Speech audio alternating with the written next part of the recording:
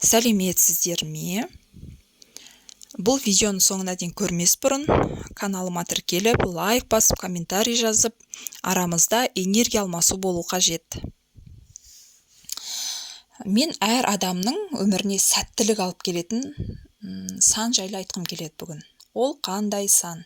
Яғни сіздің туылған күніңіз. Мысалға, сіз 2 күні дүниеге келген болсаңыз, бұны 2 күні жасайсыз. Бір күні кешке жақын, түнгі сағат 12-де, яғни алақаныңызға 2 деген, сол алақаныңызға 2 деген санды жазасыз. Маркермен, фломастермен, ручкамен жазсаңыз болады. Және де бұл жазылғаннан кейін сол алақандағы 2 санына қарап, мен туылған күні сәттілік менімен бірге туылған деп қайталап айтып, ұйқыға кетесіз.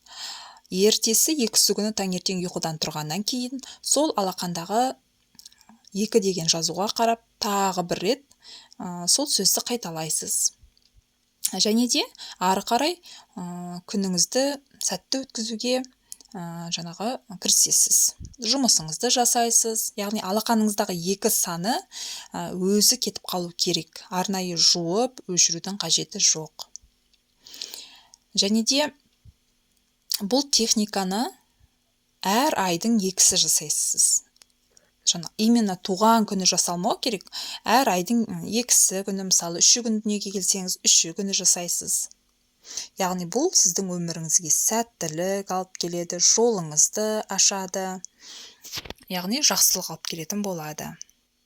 Жасап көріңіздер, сәттілік тілеймін сіздерге.